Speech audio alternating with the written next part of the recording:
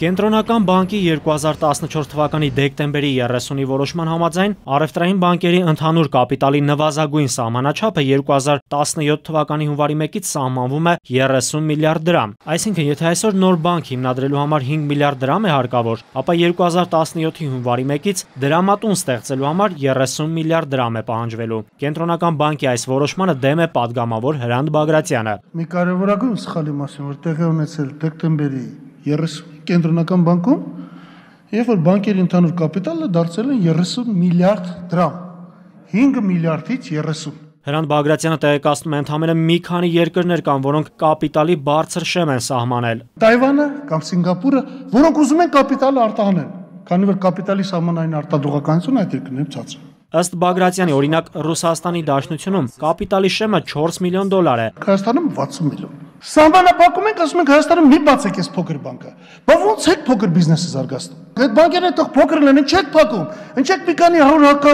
մարդու աշխատանքի զրկում։ Բանկերը Հայաստանում չեն փակվելու, հակադարձում է Կենտրոնական բանկի ներկայացուցիչ Անդրանիկ Գրիգորյանը։ Ֆինանսական համակարգի կայունության եւ զարգացման վարչության պետը պնդում է, որ երկրի գլխավոր դրամատան որոշումը ուղղված չէ որևէ բանկի փակմանը կամ բանկերի քանակի նվազեցմանը։ Կենտրոնական բանկի նշված որոշումը որևէ կապ չունի, որևէ ցանկություն կամ նպատակ չունի Հայաստանի Հանրապետությունում բանկերի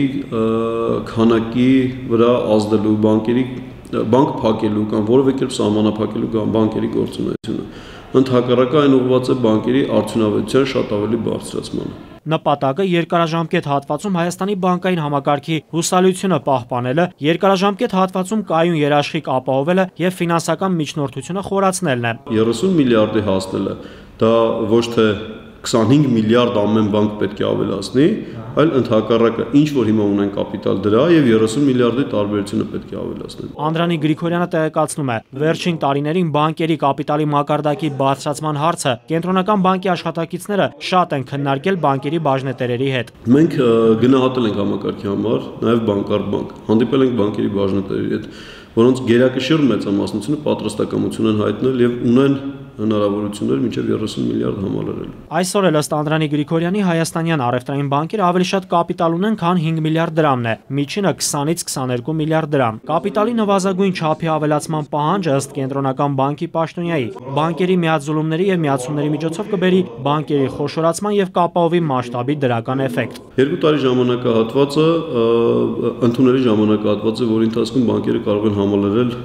պահանջող 30 միլիարդ կապիտալը։ Կենտրոնական բանկը փետրվարի 27-ին հաղորդագրություն տարածեց եւ տեղեկացրեց, որ Հայաստանում գործող բոլոր 21 բանկերի առնչությամբ որևէ մտահոգություն չկա։ Հաղորդագրության մեջ նշվում է նաեւ, որ Հայաստանի բանկային համակարգը կայուն է եւ համապատասխանում է միջազգային բոլոր չափանիշներին։ Նաիրի Մուրադյան, Նարեկ Գալստյան, ժամը լրատվական։